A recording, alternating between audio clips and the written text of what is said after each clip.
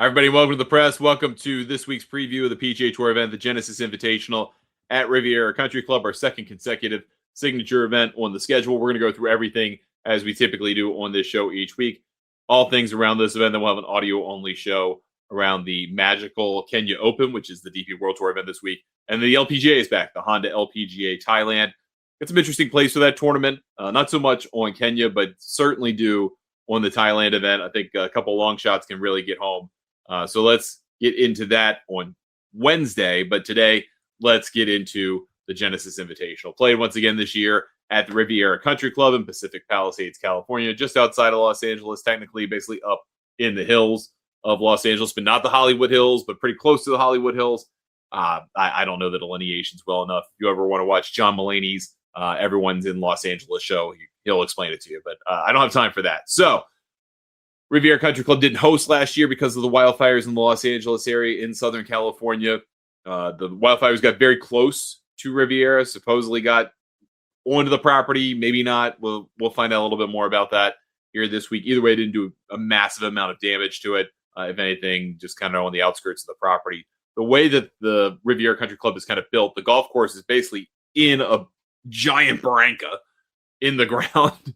The biggest homes you've ever seen, $50 million homes, $40 million homes, kind of line the property from above. So you're almost always looking up at houses that are with their decks that are sitting on like 50-foot concrete pillars. It's a crazy thing. I mean, I've played there once. It's one of the coolest things I've ever done in golf before a media trip a few years ago. And absolutely great experience. It is a very difficult golf course. We'll talk about that a little bit more over the course of this, but this George C. Thomas design is incredible. It is also 62 yards longer than the last time that we saw it. They changed two holes. The 18th hole is now 499 yards, so about 25 yards longer, 24 yards longer exactly. So they've changed that tee box a little bit, and it's still an uphill tee shot, still a tough hole, but now almost 500 yards up the hill for the tee shot. And then the par 3 fourth hole, which used to be like 240 yards, is now 273 yards, or 230 something yards, is now 273 yards. It is insane. I think they only did 41 yards. That hole is so hard as it is. It's such a tough tee shot because of the way the green sits. You almost have to sling it in from the right. You have to land it short. It has to run on for those things to work. And that was with a 4-iron or a 5-iron if you were nuking it. Now you're hitting maybe a 7-wood into there. I think they're setting this up to be a drivable par 4 for the U.S. Women's Open, which will be there this year. I think they're going to use the same tees. I don't have confirmation of that. That's for another time. But those are the only two changes on the golf course. But they are massive changes. Everything else is exactly the same scorecard yardage-wise. We have 72 players in the field this week, the bare minimum.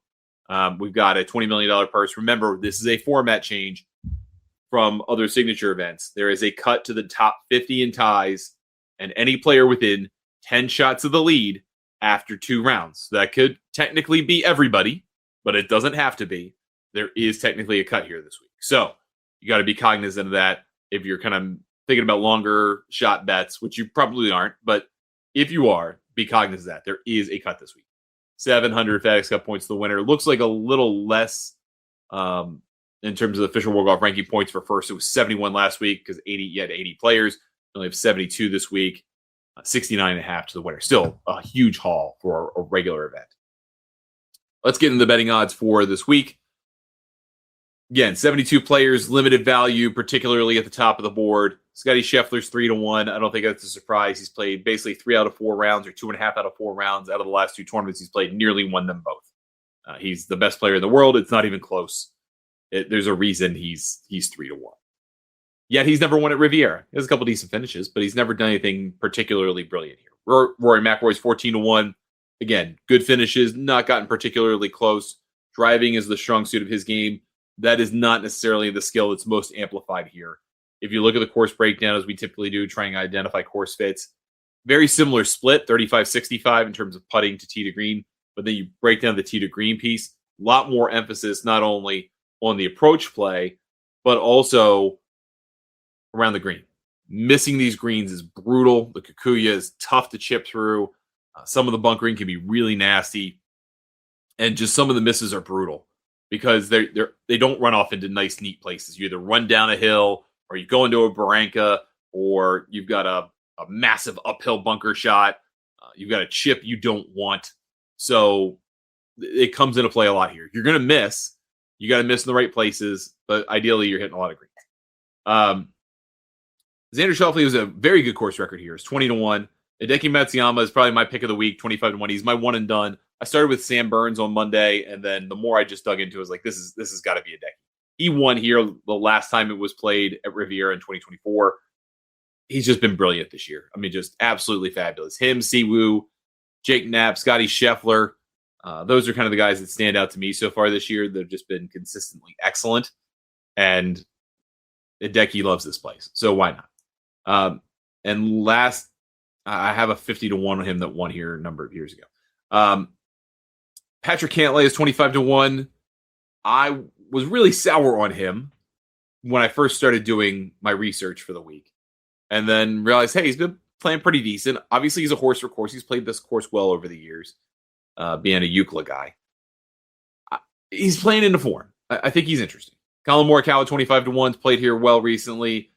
Putting isn't as big of a deal here because, I mean, it's a little bit bigger of a deal than Pebble because of the POA versus Kikuya. The greens are just better here, but they are faster and trickier, which I don't think necessarily works to his advantage. Russell Henley is 25-1. Pass. Cameron Young, 30-1 with Chris Gotterup. I don't think there's a big benefit in Gotterup's game here.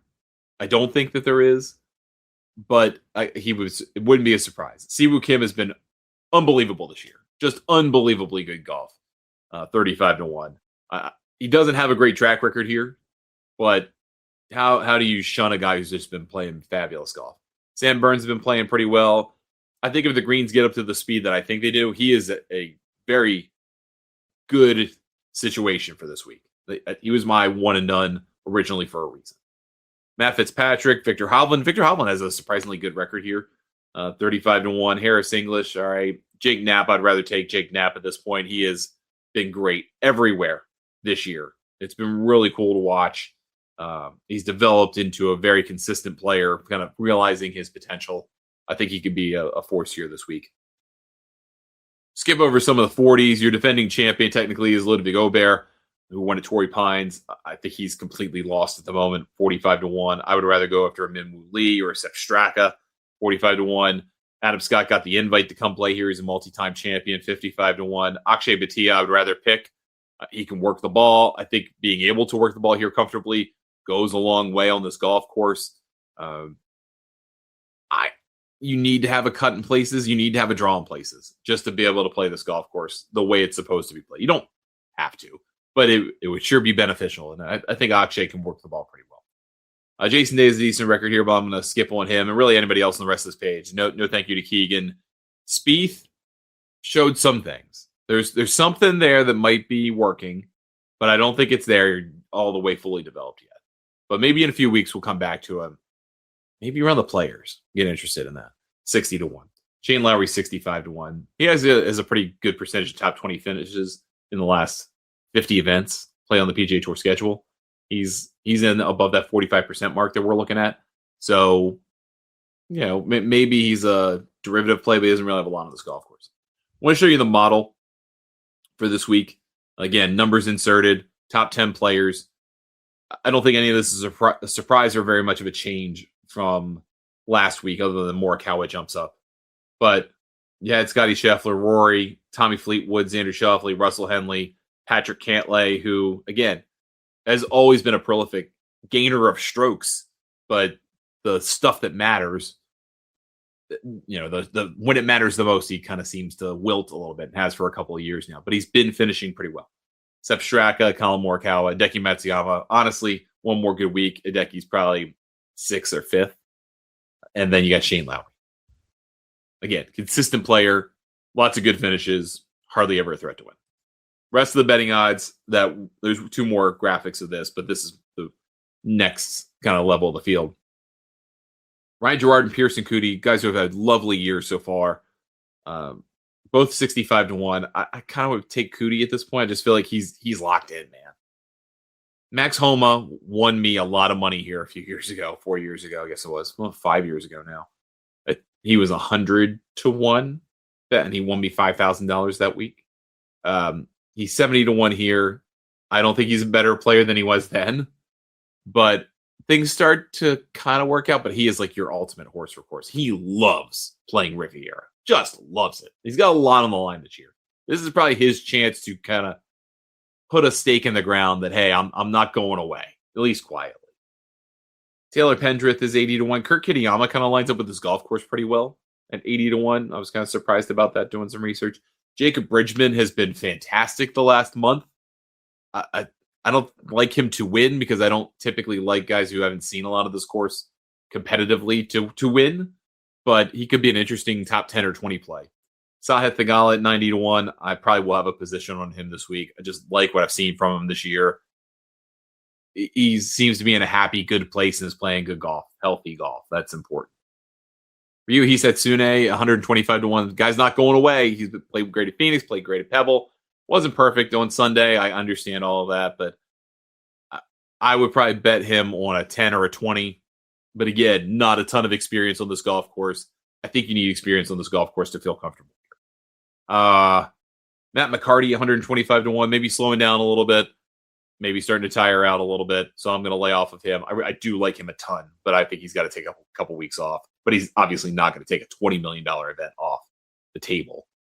Ryan Fox in 150 to 1. I love betting him. I'm not betting him here this week. Marco Penge, 150 to 1. Again, needs some more seasoning. Aaron Rye, 150 to 1. Would have intrigued me 2 years ago, but doesn't currently. And then here's the rest of the field. So you got Tom Hoagie at 150 to 1 this is at the Superbook, the Westgate. I've found him at 200 and 250. If you can get more than 150 is probably a little too short, but if you can find him 200, 250, slam it. He's playing well. He seems to play well in this event, particularly when he plays well at Pebble. It is a little bit of a long golf course for him, but he's such a great ball striker. This is a ball striker's golf course. If you're going to get a weird winner, I think it could be him. I think Andrew Novak can be a fit as well of the players on this page. Nico Echeverria got himself in a position a little bit, at least to think about it on Sunday at Pebble. I'm not saying he's going to do anything special with it, but it's something to think about. Here's the Riv scorecard. We mentioned they added 63 yards. This golf course, the first two holes are meant to be played as a par 9. People complain the first hole is a par 5, the easiest par 5 in the world. The day I played it, you play from the tippy top, right? It was a driver 8-iron. But the next hole played into the wind, and it was, 450 up the hill, whatever it is. Really hard hole. The green is not forgiving. If you miss to the left, you're toast. If you miss to the right, you might be on the top of the hill, and you're really toast. It's a tough ask. There's really not a lot of relief on the golf. I think the third hole is a little bit probably your first truly accessible hole where it doesn't feel like you're losing. No, I don't know. After the first hole. Second hole is very hard. Third hole is pretty gettable. Fourth, very hard. 5's kind of tricky. 6 is tricky. 7, 8, 9, I liked a lot, but 7's kind of tricky. 9's a tough hole if you don't get it on the proper level. And then playing the backside, 10's amazing. 10's one of the greatest holes in the world. 11's a great par 5, but just simple questions. Can you hit it straight twice? 12's demanding. 13's demanding. 14, 15, even 16. Those are fun holes. 17's a fun hole. 18's a tough ask, man. Tough out. It's a really tough golf course. Really, really enjoyable. Here are horses for courses. So guys who have finished at Riv, so I took 2025 out of it, at Riv in the last 5 playings multiple times in the top 15. Sam Burns, Patrick Cantlay, Jason Day, Harris English, Tom Hoagie, Max Homa, Victor Hovland, Hideki Matsuyama, Rory McIlroy, Colin Morikawa, Xander Schauffele, and Scotty Scheffler, highlighting Xander Schauffele and Max Homa as the guys who have more than 2 of such finishes. So those are kind of your super horses for courses here this week. We talked about course fits, very similar in profile and general breakdown between Pebble and here, but there's a lot more emphasis on the short game and approach play at this golf course. So similar, very similar, not too different in terms of course fit, but a couple guys came off. One guy got in. I put Sepp Strack in here because his breakdown is a little bit different. in terms of how he gains strokes off the tee versus on the approach. Didn't fit as well. Pebble fits well here, I think. And then guys who are just playing well, guys who have been in the top 15 multiple times in the last 5 PGA Tour events played. This is a signature event. You would expect the best of the best. Also, these are signature events, so you had one event where you had to beat fewer players, right? No cut. But all the other events have a cut. So to get to multiple of these, you had to do something in an event with a cut. So Jacob Bridgman, Cantlay, Cootie, Fitz, Gerard, Goddard, his 2 top 15s are wins. He said Sune, Tom Hoge again, Siwoo Kim, fabulous. Jake Knapp, fabulous. Hideki playing incredible. Matt McNeely playing pretty well. Scotty Scheffler, Sahith Theegala. Past champions of this event, again, taking out Ludwig last year, doing that at Torrey. Here are your last 5 at Riv, Hideki Matsuyama, John Rahm, Joaquin Niemann, Max Homa, Adam Scott. Key between all of them, bad putters, right? Bad putters. I mean, Rahm's an okay putter, but everyone else, bad putters. Ball strikers. Now, Homa's got a decent short game, and he seems to like it here. But you got to be a ball striker. Don't have to be a long driver, but you got to be a ball striker to play well on this golf course. You got to get it in play. All right. Big graphic of the week, the short-term form graphic. Kind of had to expand it this week because there are way too many players. We had to make it harder to get on this list. Way too many players that are gaining 1.4 strokes in the aggregate per round in the last 10 PGA Tour events played. We used to have it at 1.2. Now it's 1.4. We had to bump up the quality strokes gain one as well from 1.5 to 1.7. We kept the stroke gain approach at 0.6 strokes gained per round in those last 10 PGA Tour events played, whatever ones you played in. That metric has not changed. That's a hard one to get into, to be honest. But there's a lot of names. There were 16 names on that list this week at that raised metric. If we did the original, there were 22. So you've got a lot of players playing good golf. If we did the QSG at 1.5, you would have had 4 or 5 more names on here. Again, had to kind of pare it down a little bit. But if you see your name on 3 lists, you're doing great. So Tommy Fleetwood, Rory McIlroy, Scotty Scheffler is actually not quite on this list on the approach side of it. And that's because he doesn't have enough measured rounds, because the American Express, you only get, 2 measured rounds. So that was not working in his favor. Interestingly enough, they did keep the statistics for Spyglass. So that's going to kind of throw a twist in things, but we'll work through that. But you see a lot of guys who are just playing pretty decent golf. Russell Henley's playing great overall, but not great so far this year. Shane Lowry fits that list. Again, not great currently, but not bad. Sepp Straka's playing great. Obviously, Scotty, we mentioned him. Fitzpatrick, Justin Rose a winner. We mentioned Matt McCarty having a lovely year. But he's done a lot of his damage, particularly in the fall, in the way weaker events, but still playing very well on the aggregate. So, take from that what you will. He's still playing well, just maybe not against the elite competition factored into it. And then guys who are just playing well on the approach, a lot of them are the same guys on this list. Lucas Glover is always an approach guy. He's almost always on this list and not on any of the others. Siwoo's been incredible. He's just fantastic. He actually just fell just short of the 1.4 metric and the 1.7 metric, even though he finishes great all the time. Henley, Ricky Fowler playing well on the approach. You saw that with him being on the leaderboard at Pebble and not being able to close the deal. But that part of it is there. And then Sepp Straka is there as well. So a lot of names there to consider. A long list of guys playing well. It's going to be a tough week. But again, I would factor in ball striking above all else. And then this is an interesting play this weekend. 72 players, kind of hard to look for value plays on 10s and 20s.